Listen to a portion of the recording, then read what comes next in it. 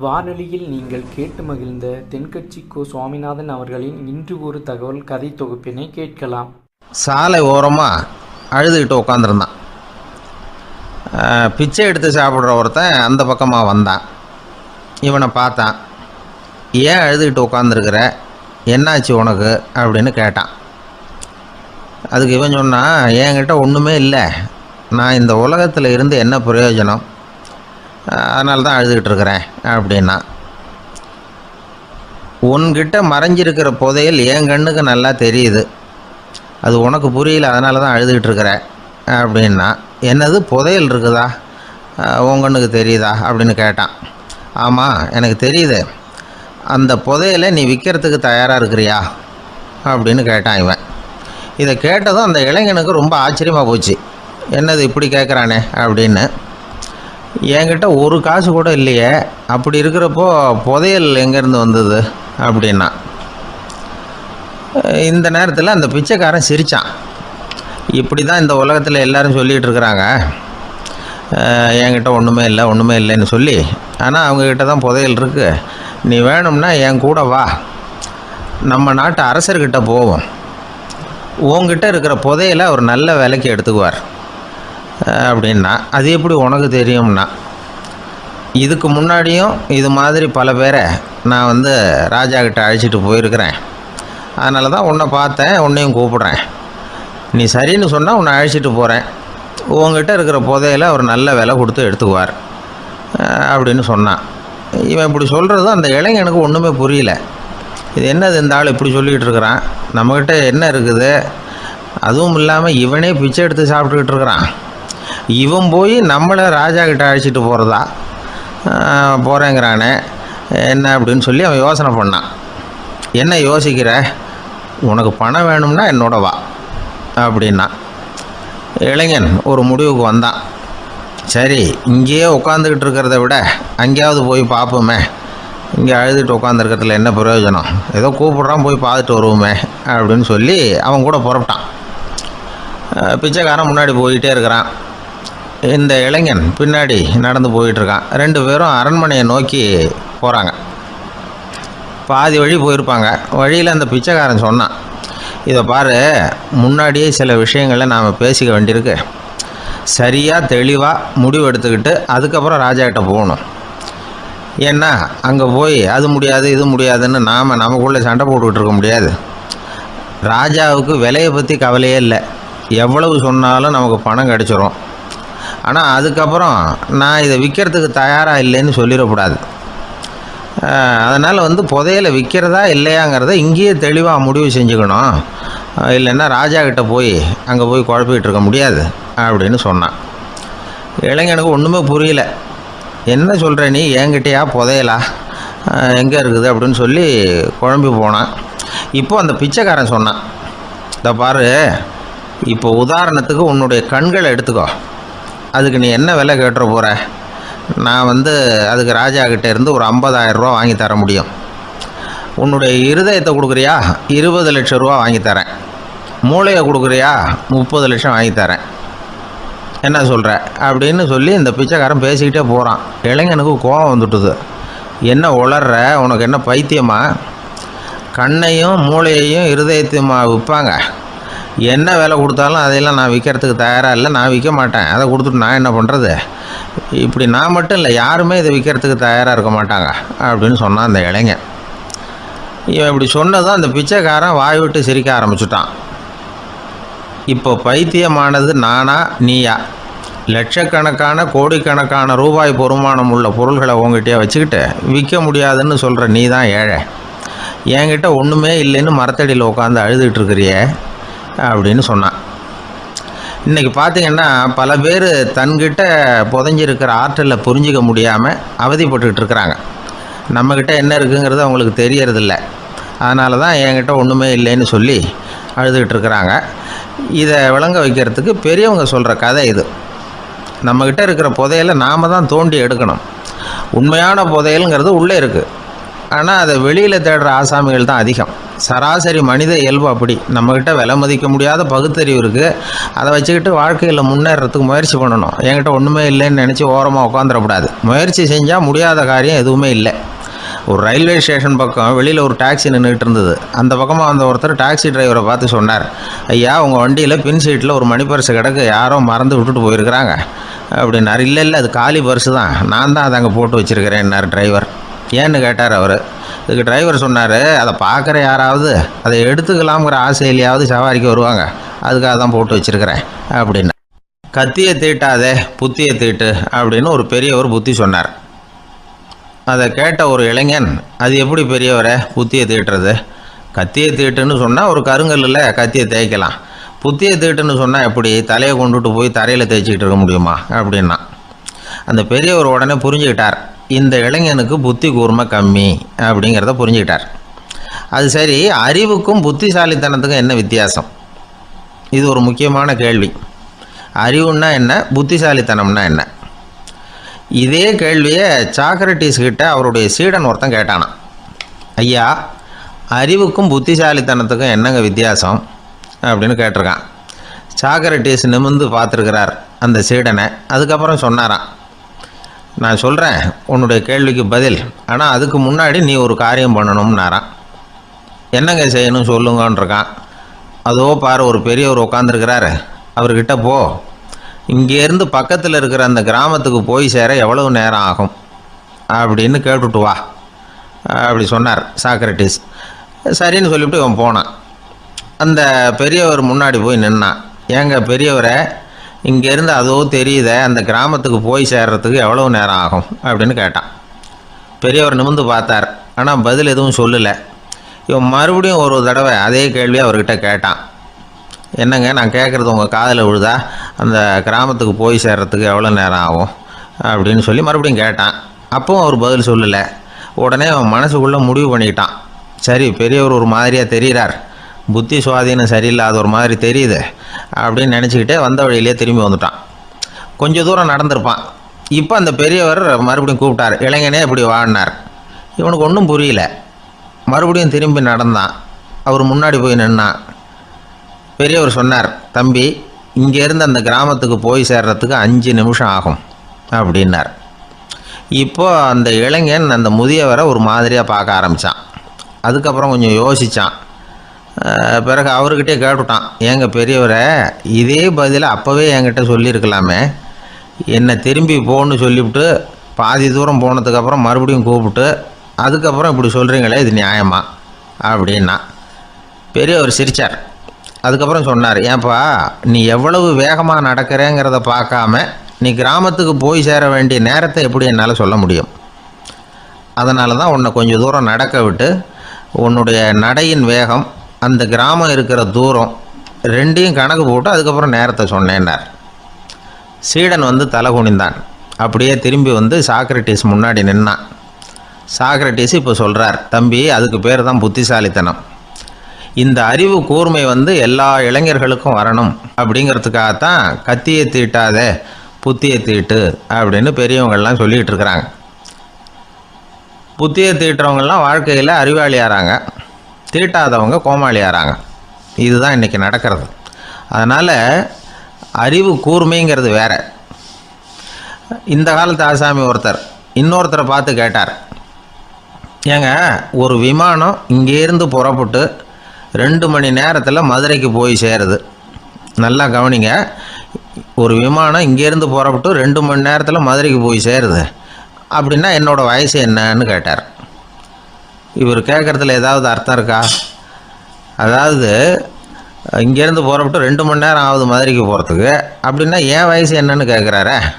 இதை கேட்ட உடனே அவர் பதில் சொன்னார், அப்படின்னா உங்களோட வயசு 20 அப்படின்னார். எப்படிங்க அவ்வளவு கரெக்டாக சொன்னீங்க அப்படின்னு கேட்டார். வேறு ஒன்றும் இல்லை, எங்கள் பக்கத்து வீட்டில் ஒரு முழு பைத்தியம் இருக்குது, அதோட வயசு 40 அப்படின்னா உன் வயசு 20 தான் இருக்கணும் அப்படின்னார். அரை பைத்தியம்னு முடிவு பண்ணிக்கிட்டார். அதனால் வாழ்க்கையில் அறிவு கூர்மைங்கிறது ரொம்ப அவசியம். அந்த புத்திசாலித்தனம் இருக்கிறவங்க வாழ்க்கையில் வெற்றி பெறுவது நிச்சயம். ஒரு வயசான அம்மா ஒரு நாள் ஃபோன் பண்ணாங்க, ஐயா நான் இந்த தகவல் நிகழ்ச்சியை தினமும் கேட்குறேன், உங்ககிட்ட ஒரு கேள்வி கேட்கணும் அப்படின்னாங்க. என்னங்க அப்படின்னோம். எனக்கு சொந்தமாக ஒரு நல்ல வீடு இருக்குது, வேணுங்கிற அளவுக்கு பணமும் இருக்குது, கணவரும் ரொம்ப நல்லவர், ரிட்டையர் ஆகி வீட்டில் தான் இருக்கிறார், பிள்ளைங்கள்லாம் பெரிய பெரிய உத்தியோகத்தில் இருக்கிறாங்க, அதில் ஒருத்தன் ஐஏஎஸ்ஸு, பணம்லாம் கூட நிறைய கொண்டாந்து கொடுக்குறாங்க. அப்படி இருந்தும் என் மனசில் நிம்மதி இல்லை, வாழ்க்கையில் ஒரு நிறைவு இல்லை அப்படின்னாங்க. ஏன்னு கேட்டோம். அதைத்தான் நான் உங்களை கேட்குறேன், ஏன் அப்படி அப்படின்னு திருப்பி கேட்குறாங்க. எங்களுக்கு ஒன்றும் புரியல, கொஞ்சம் நேரம் குழம்பி போயிட்டோம். இருந்தாலும் அதை அவங்கக்கிட்ட காட்டிக்காமல் கொஞ்சம் சாமர்த்தியமாக, ஏம்மா உங்கள் மனசில் நீங்கள் ஏதோ ஒன்று எதிர்பார்க்குறீங்க, அது நிறைவேறலை அப்படி தானே அப்படின்னு கேட்டோம். ஆமாம் அப்படின்னாங்க. அதுக்கப்புறம் அவங்கக்கிட்ட கொஞ்சம் மனம் விட்டு பேசுகிறப்போ தானாக விஷயம் வெளியில் வந்தது. அதாவது அவங்க பிள்ளைங்க பெரிய பெரிய உத்தியோகத்தில் இருக்கிறதுனால அவசரமாக வந்து பார்த்துட்டு ஓடுறாங்களாம். ஆசையாக அம்மான்னு கூப்பிட்டுக்கிட்டு கிட்ட உட்காந்து கொஞ்சம் நேரமாவது என்கிட்ட பேசினா தானே என் மனசு கொஞ்சம் நிம்மதியாக இருக்கும். அது அவங்களுக்கு தெரிய மாட்டேங்குதே அப்படிங்கிறாங்க. இதுதான் அவங்களுடைய ஏக்கம்.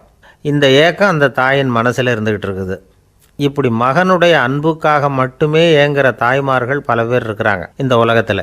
இதை நினைக்கிறப்போ ஒரு வெளிநாட்டு நாடோடி கதை ஞாபகத்தில் வருது. அதாவது கடவுள் படைப்பு தொழிலில் ரொம்ப மும்முரமாக ஈடுபட்டுக்கிட்டு இருந்தாராம். மீன்களை படைச்சாராம், பறவைகளை படைச்சாராம், விலங்குகளை படைச்சாராம். அவருக்கு திருப்தி ஏற்படலை. அதுக்கப்புறம் மனிதர்களை படைச்சிருக்கிறார். அப்போவும் அவருக்கு மன நிறைவு ஏற்படலையாம். கடைசியாக தன்னுடைய சக்தி முழுசையும் பயன்படுத்தி குறையே இல்லாத அளவுக்கு ஒரு படைப்பை உருவாக்கினாராம். அந்த உன்னதமான ஒரு படைப்பு அதுதான் பெண், அதாவது தாய். இப்படி உருவாக்கி எல்லாரையும் இந்த உலகத்தில் விட்டுவிட்டாராம்.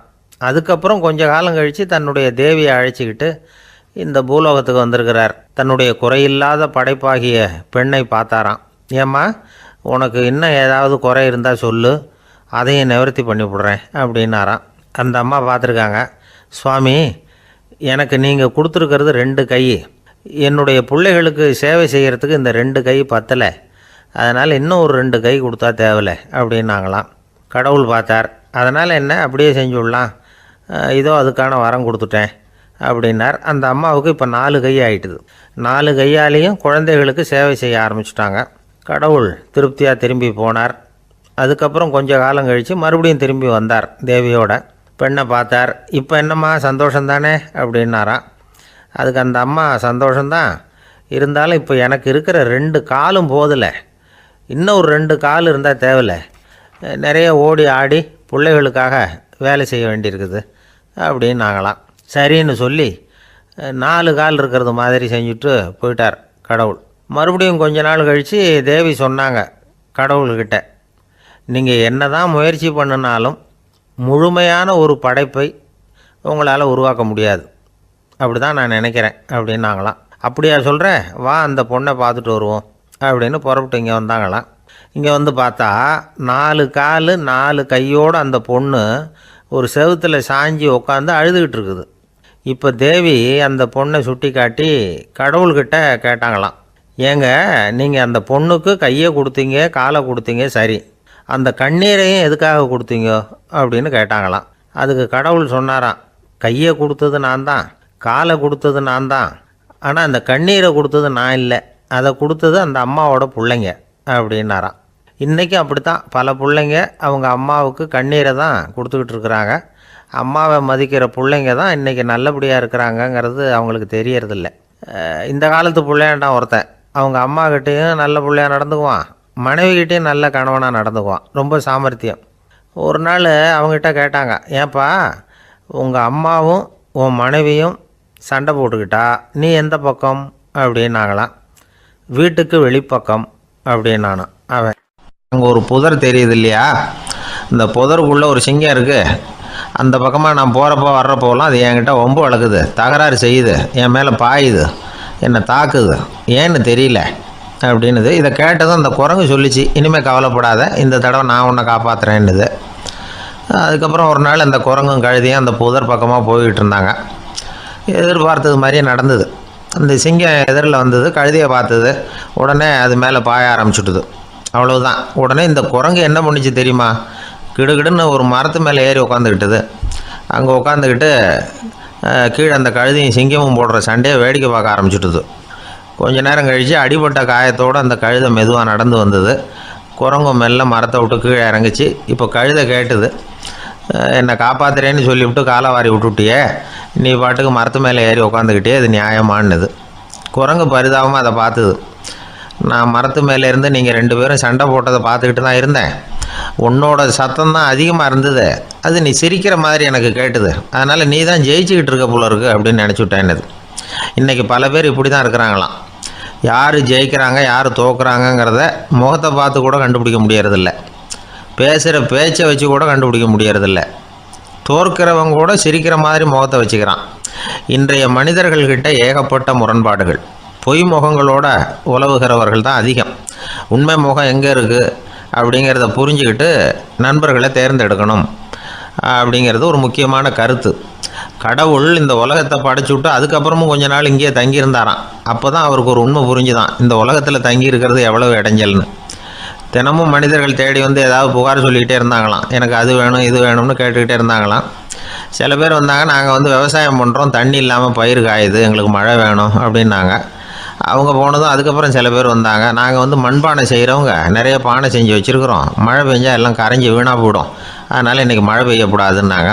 கடவுள் பார்த்தார், அவருக்கு என்ன பண்ணுறதுன்னே தெரியல, ஏகப்பட்ட குழப்பம், தலையை பிச்சுக்கலாம் போல் இருந்தது. கிட்டத்தட்ட பைத்தியம் பிடிக்கிற அளவுக்கு ஆகிட்டுது. எல்லாருடைய ஆசைகளையும் அவரால் நிறைவேற்ற முடியல. ஏன்னா ஒன்றுக்கு ஒன்று முரண்பாடாக இருந்தது. ஒரு நாள் தன்னுடைய அமைச்சரவையை கூட்டி ஆலோசனை கேட்டார். என்ன செய்யலான்னு சொல்லுங்கன்னார். இது என்ன பிரமாதம், பேசாமல் இமயமலை அடிவாரத்தில் போய் உட்காந்துங்க, யாரும் தொந்தரவு பண்ண மாட்டாங்கன்னாங்க. அங்கேயும் மனிதர்கள் வர ஆரம்பிச்சுருவாங்களேன்னார் கடவுள். சரி அப்படின்னா சந்திரனில் போயிருந்துக்கலாமேன்னாங்க. அங்கேயும் மனுஷன் குடி வர போகிறான் அப்படின்னார் கடவுள். வெகு தூரத்துக்கு அப்பால் உள்ள நட்சத்திர மண்டலத்துக்கு போயிடலான்னாங்க. இதெல்லாம் நிரந்தர தீர்வாகாது. நிரந்தரமாக இந்த மனிதனுடைய தொல்லையிலேருந்து நான் விடுபடணும், அதுக்கு ஏதாவது வழி சொல்லுங்கன்னார் கடவுள். ஒரு வயசான ஆள் வந்தார். கடவுளுக்கு காதோட காதாக ஒரு வழியை சொன்னார். கடவுளுக்கு முகம் மலர்ந்தது. அதுதான் சரி, அப்படியே செஞ்சுடலான்னார். அந்த ஆள் சொன்ன ரகசியம் என்ன தெரியுமா? மனிதனால் அடைய முடியாத ஒரு இடம் இருக்குது, அது வேறு எங்கேயும் இல்லை, அவனுக்கு உள்ளே இருக்குது. அங்கே போய் மறைஞ்சிங்க, அதுக்கப்புறம் மனிதர்களால் உங்களுக்கு தொந்தரவு இருக்காதுன்னார். மனிதன் நினைக்காத இடம் அதுதான். அதாவது உள்ளுக்குள்ளே இருக்கிற உண்மையை புரிஞ்சிக்காமல் வெளியில் எங்கேயோ அது இருக்கிறதாக நினச்சி வரட்டிக்கிட்டு அலையிறான் மனுஷன். உள்ளே இருக்கிற உண்மை புரிஞ்சால் நாம் தன்னம்பிக்கையோடு தலை நிமிர்ந்து வாழலாம். வேடிக்கையாக ஒரு கதை சொல்லுவாங்க. இதை பாருங்கள், நம்ம பையன் எங்கே பணம் வச்சாலும் எடுத்து விட்றான், என்ன பண்ணுறதுன்னாங்க அம்மா. அப்பா கொஞ்சம் நேரம் யோசனை பண்ணார். அதுக்கப்புறம் சொன்னார், அவன் கண்ணில் படாத இடமா நம்ம வீட்டில் இருக்கிறது ஒரே இடம் தான், அங்கே பணத்தை வை திருட்டு போகாதுன்னார். அது எந்த இடம்னு கேட்டாங்க. அதுதான் அவன் பாட புஸ்தகம், அதில் வச்சிரு, அவன் தொடவே மாட்டான். பாட புத்தகத்தை தொடாமல் பரீட்சையில் வெற்றி பெற முடியாது அப்படிங்கிறத புரிஞ்சுக்கணும். உள்ளே இருக்கிற உண்மையை தொடாமல் வாழ்க்கையில் வெற்றி பெற முடியாது. அதனால் உண்மையை புரிஞ்சுக்கிட்டால் வாழ்க்கையில் வெற்றி நிச்சயம். ஒரு ராஜா ஊரெல்லாம் சுற்றி பார்த்துட்டு வரலாம்னு ஒரு நாள் புறப்பட்டு போனார். ஒரு இடத்துல தறி நெசவு வேலை ரொம்ப மும்முரமாக நடந்துக்கிட்டு இருந்தது. ஒரு பெரியவர் தறியால் நெசவு வேலை செஞ்சுக்கிட்டு இருந்தார். பக்கத்தில் ஒரு அழகான பொண்ணு உட்காந்து நூலை சுற்றிக்கிட்டு இருக்குது. ராஜா அந்த பெரியவரை பார்த்து யார் இந்த பொண்ணுன்னு விசாரித்தார். ராஜா அப்படி கேட்டதும் அவருக்கு ரொம்ப பெருமையாக போயிட்டுது. ஏன்னா உட்காந்துருந்தது அவரோட மகள். அரசே, இது என்னுடைய மகள், இவ வேகமாக நூல் திரிக்கக்கூடியவள், வைக்கோல் எடுத்து இவ திரிச்சா கூட அது எல்லாம் பவுனிழையாக வெளியில் வரும் அப்படின்னு ஒரு ராசி இவளுக்கு அப்படின்னு ரொம்ப பெருமையாக ராஜா கிட்ட சொன்னார். ராஜா இதை கேட்டதும் அசந்துட்டார். அப்படியா, இவ்வளவு அழகும் சாமர்த்தியமும் உள்ள இந்த பொண்ணு என்னோட வரட்டுமே, இவளை என் மருமகளாக ஆக்கிக்கிறேன் அப்படின்னார் ராஜா. அந்த பெரியவருக்கு ஒன்றும் புரியல. ஏதோ கொஞ்சம் பெருமையாக சொல்ல போக அது இப்படி ஆகிட்டுதே அப்படின்னு கவலைப்பட்டார். இருந்தாலும் ராஜா பேச்ச தட்ட முடியுமா, மகளை அனுப்பி வச்சுட்டார். ராஜா அந்த பொண்ணை அரண்மனைக்கு அழைச்சிட்டு வந்தார். அங்கே ஒரு அறையில் வச்சு பூட்டி விட்டார். அந்த ரூமு நிறைய வைக்கோலை கொண்டாந்து போட்டு அடைச்சாங்க. 3 ராட்டைகள் வேறு வச்சுருந்தாங்க. நாளைக்கு பொழுது விடியறதுக்குள்ளே நீ இந்த வைக்கோலை எல்லாம் தங்க இழைகளாக மாற்றி காட்டணும். நாளைக்கு காலம்பரம் வந்து நான் இந்த அறை கதவை திறப்பேன். உன் தகப்பன் சொன்னது மாதிரி எல்லாம் தங்கமாக மாறி இருக்கணும், இல்லைன்னா நீ உயிர் தப்ப முடியாது அப்படின்னு உத்தரவு போட்டார். பாவம் அந்த பொண்ணு என்ன பண்ணும், பகல் பூரா அழுதுகிட்டே உட்காந்துருக்குது. ராத்திரி பூராவும் தூக்கம் வரல. மறுநாள் அதிகாலை நேரத்தில் யாரோ கதவை தட்டுற சத்தம் கேட்டுது. பயந்துக்கிட்டே கதவை திறக்கிறா. திறந்து பார்த்தா வெளியில் 3 அவலட்சணமான பெண்கள். ஒருத்திக்கு வந்து கால் அகலமாக முறை மாதிரி இருக்குது, இன்னொருத்திக்கு கட்டை விரல் கரண்டி மாதிரி பெருசாக இருக்குது, 3வது பொண்ணுக்கு உதடு தடித்து ரப்பர் மாதிரி தொங்கிக்கிட்டு இருக்கு. யார் நீங்கள், உங்களுக்கு என்ன வேணும் அப்படின்னு கேட்குது இந்த பொண்ணு. நாங்கள் உங்களுக்கு உதவி செய்கிறதுக்கு தான் வந்திருக்கிறோம் அப்படின்னு சொல்லி உள்ளே வந்தாங்க, உட்காந்தாங்க. கொஞ்ச நேரத்துக்குள்ளே உள்ளே இருந்த வைக்கோலையெல்லாம் தங்க இழைகளாக மாற்றி கொடுத்துட்டு போயிட்டாங்க. காலையில் ராஜா வந்தார், பார்த்தார், ஆகா பேஷனார். இன்னும் கொஞ்சம் வைக்கோலை கொண்டாந்து அந்த ரூமில் போட சொன்னார். இந்த வைக்கோலையும் இன்றைக்கி தங்கமாக மாற்றிவிடு, நாளைக்கு மறுநாள் உனக்கும் இளவரசனுக்கும் கல்யாணம்னு சொல்லிவிட்டார். இன்றைக்கி ராத்திரி அந்த 3 பொண்ணுங்களும் வந்தாங்க, வைக்கோலை பொண்ணு இழைகளாக மாற்றினாங்க, புறப்பட்டாங்க. இந்த பொண்ணு அவங்க காலில் விழுந்து வணங்கினா, என் உசுரை காப்பாற்றினீங்க, உங்களுக்கு நான் என்ன கைமாறு செய்ய போகிறேன் அப்படின்னா. பயப்படாத, நீ விரும்பினா எங்களுக்கு ஒரு உதவி செய்யலாம். உன்னுடைய கல்யாணத்துக்கு நாங்கள் 3 பேரும் வரோம். நீ எங்களை வந்து வரவேற்று ராஜாக்கிட்டேயும் இளவரசர்கிட்டையும் நாங்கள் வந்து உன்னோட பெரியப்பா பொண்ணுங்கன்னு சொல்லி அறிமுகப்படுத்தி வை, நாங்கள் விருந்து சாப்பிட்டுட்டு போயிடுறோம் அப்படின்னாங்க. ரொம்பவும் சந்தோஷமாக சரின்னு ஒத்துக்கிட்டா. கல்யாண நாள் வந்தது. கல்யாணம் ரொம்ப கோலாகலமாக நடந்துக்கிட்டு இருக்கு. எல்லா தேசத்து ராஜா ராணிகளும் வந்துக்கிட்டு இருக்கிறாங்க. அந்த 3 அவலட்சணமான பொண்ணுங்களும் வந்து சேர்ந்தாங்க. யார் இவங்கன்னு கேட்டார் ராஜா. என் பெரியப்பா பொண்ணுங்க அப்படின்னா அந்த பொண்ணு. காலும் உதடும் கட்டை விரலும் ஏன் இப்படி உங்களுக்கு அவலட்சணம் ஆயிட்டுது அப்படின்னு கேட்டார். அதுக்கு அந்த பொண்ணுங்க பதில் சொன்னாங்க, என்ன செய்யறது, ஓயாமல் வைக்கோலை நூற்று ஒருத்தியோட கட்டை விரல் அப்படி கரண்டி மாதிரி ஆயிட்டுது, நாக்கில் தொட்டு தொட்டு திரிச்சதுனால ஒருத்தியோட உதடு அப்படி ஆயிட்டுது, காலால் கட்டையை அழுத்தி அழுத்தி தறி போட்டதுனால இன்னொருத்தையோட கால் அப்படி ஆயிட்டுது. உங்கள் மருமகளாக வந்திருக்கிற இந்த பொண்ணு அந்த 3ஐயுமே செய்ய தெரிஞ்சவ தான், என்ன ஆக போதோ இன்னும் கொஞ்ச நாளில் அப்படின்னாங்க. அவ்வளவுதான். ராஜா பயந்துட்டார். அம்மா, இன்னையிலேருந்து நீ இளவரசனின் மனைவி, நீ எப்பவும் அழகாக இருக்கணும், அதனால் நீ இனிமேல் வைக்கோலை திரிக்கவே கூடாது அப்படின்னு உத்தரவு போட்டார். அவளை இக்கட்டான சூழ்நிலையிலிருந்து காப்பாற்றின அந்த 3 பொண்ணுங்களும் சந்தோஷமாக திரும்பி போயிட்டாங்களாம். சுவாமி சின்மயானந்தர் இந்த கதையை சொல்லியிருக்கிறார். தன்னலம் மறந்து சுயலாபத்தை வந்து தியாகம் செய்கிறது வைக்கோல்ல இருந்து தங்க இழையை நூக்கிறது மாதிரி அப்படிங்கிறார் அவர். அது இருக்கட்டும், இப்போ நம்ம கதைக்கு வருவோம். ஒரு ராஜா தன்னோட மகனுக்கு சுயவரம் நடத்தினார். எல்லா தேசத்திலிருந்தும் ராஜகுமாரர்கள் வந்திருந்தாங்க. ராஜகுமாரியை கல்யாணம் பண்ணிக்கலாம்ங்கிற ஆசையில் சுயம்பர மண்டபத்திலேருந்து எல்லா ராஜகுமாரர்களும் அலறி அடிச்சுக்கிட்டு வெளியில் ஓடி வந்துக்கிட்டு இருக்கிறாங்களாம். ஏன் இப்படி எல்லாரும் மிரண்டு போய் ஓடி வர்றாங்கன்னு கேட்டார் ஒருத்தர். அதுக்கு இன்னொருத்தர் விவரம் சொன்னார். ராஜகுமாரியை இன்னைக்கு தான் அவங்க நேரில் பார்த்தாங்களாம், அதுதான் அப்படி ஓடி வந்துக்கிட்டு இருக்கிறாங்க அப்படின்னார். ஒரே ஒரு ஊரில் ஒரு ராஜா இருந்தார். அவர் பேரில் மக்களுக்கு ரொம்ப மரியாதை. அவ்வளவு நல்லா ஆட்சி புரிஞ்சுக்கிட்டு வந்தார். அவருக்கு வயசாயிட்டுது. அதனால் ஒரு நாள் அமைச்சரை கூப்பிட்டார். இதை பாருங்கள், எனக்கு வயசாயிட்டுது, அதனால் இந்த அரச பொறுப்பையெல்லாம் நீங்கள் ஏற்றுக்குங்க அப்படின்னார். அதுக்கப்புறம் ராணியை கூப்பிட்டார்.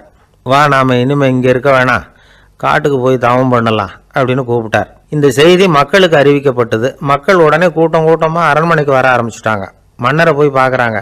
அரசே, தாங்கள் வந்து எங்களுக்கு தந்தை மாதிரி, நீங்கள் காட்டுக்கு போயிட்டால் நாங்கள்லாம் இங்கே எப்படி இருக்க முடியும்? எங்களுக்கெல்லாம் எந்த துன்பமும் இல்லாமல் பார்த்துக்கிட்டு வர்றீங்க. இது மாதிரியான ஒரு அரசாட்சி இல்லைன்னா மக்கள் வந்து வாழ்ந்து என்ன பயன் அப்படின்னாங்க. இருந்தாலும் என்ன பண்ணுறது, வயசாயிட்ட காரணத்தினால இந்த முடிவுக்கு வர வேண்டியிருக்குது அப்படின்னாரா ராஜா. அப்படின்னா நீங்கள் காட்டுக்கு போக வேணாம், நாங்கள் போகிறோம். நாங்கள் அங்கே போய் தவம் பண்ணுறோம், வழிபாடு பண்ணுறோம், கடவுள் வருவார், அவர்கிட்ட வரம் வாங்கிட்டு வந்துடுறோம் அப்படின்னாங்களாம். அப்படி சொல்லிவிட்டு உடனே எல்லாரும் காட்டுக்கு போனாங்க. நாட்டு மக்கள் எல்லாரும் ஒட்டு மொத்தமாக வந்து காட்டில் உட்காந்துக்கிட்டு தவம் பண்ணுறதை பார்த்தார் கடவுள். உடனே புறப்பட்டு வந்தார். எல்லாரும் இப்படி வந்து உட்காந்துருக்கிறீங்களே, என்ன வேணும் உங்களுக்கு அப்படின்னு கேட்டார். உடனே மக்கள் எல்லாரும் ஒரு குரலில் சொன்னாங்க, சுவாமி, எங்கள் மன்னன் ரொம்ப நாளைக்கு நல்லபடியாக இருக்கணும், அவர் வந்து மகிழ்ச்சியாகவும் உடல் நலத்தோடும் இருந்தால் தான் நாங்கள் அமைதியாக வாழ முடியும் அப்படின்னாங்க. சரி, அதுக்கு என்ன செய்யணும் அப்படின்னார் ஆண்டவன். எங்கள் மன்னருக்கு இன்னும் ஒரு 100 வருஷம் ஆயுளை கொடுங்க அப்படின்னாங்க. அவ்வளவு தானே, சரி அப்படியே ஆகட்டும் அப்படின்னு சொல்லிவிட்டு ஆண்டவன் போயிட்டார். மக்கள் மகிழ்ச்சியோடு திரும்பி வந்தாங்க.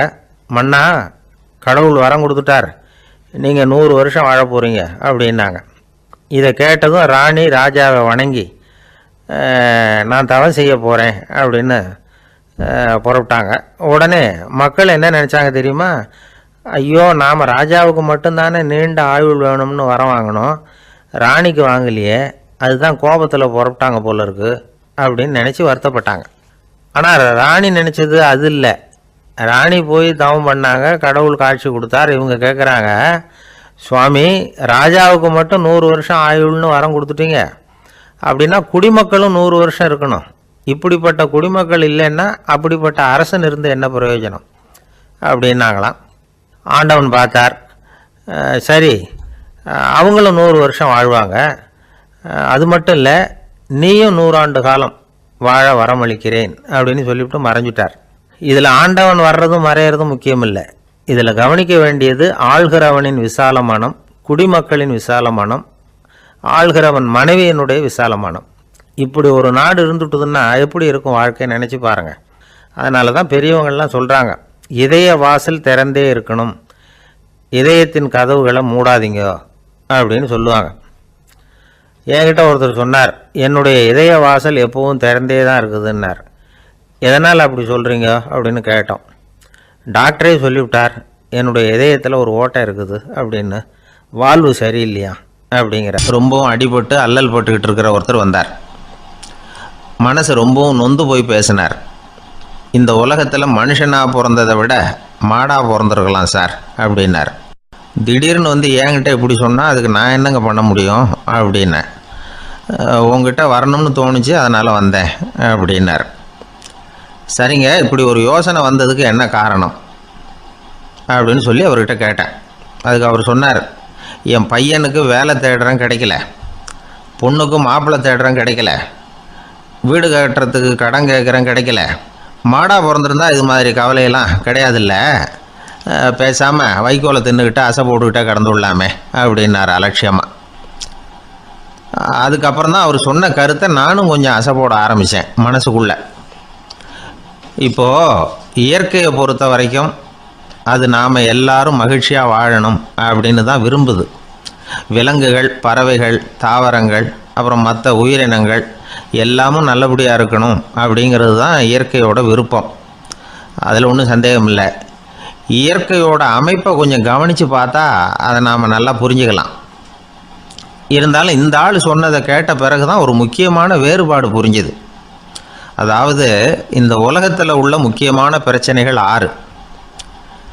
அந்த 6 பிரச்சனைகளும் ஆடு மாடுகளுக்கு கிடையாது, மரம் செடி கொடிகளுக்கு கிடையாது.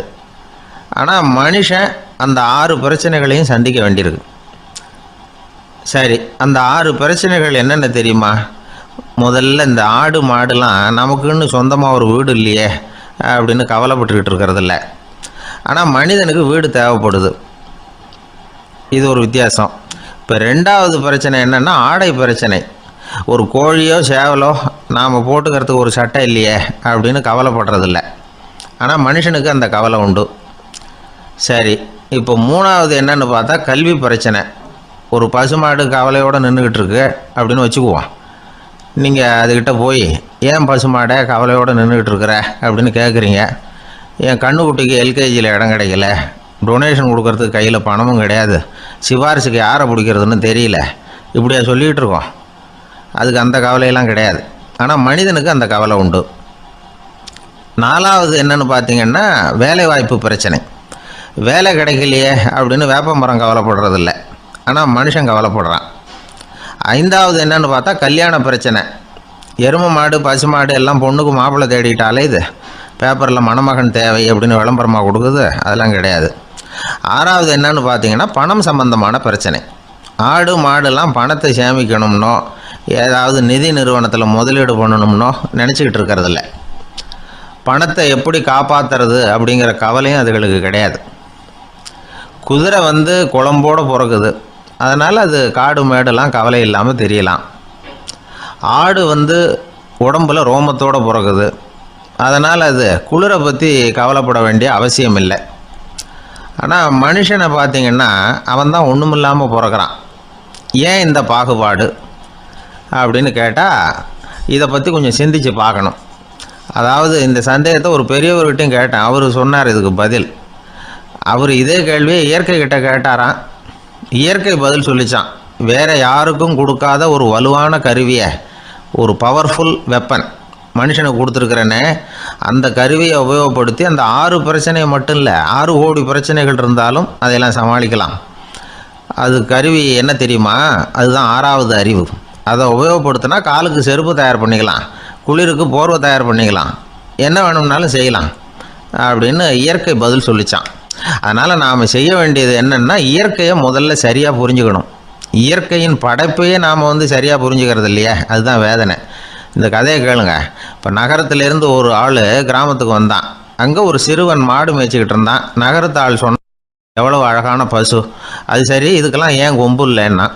இதுக்கு அந்த பையன் பதில் சொன்னான், பசுமாட்டுக்கு கொம்பு இல்லாததுக்கு பல காரணங்கள் உண்டு.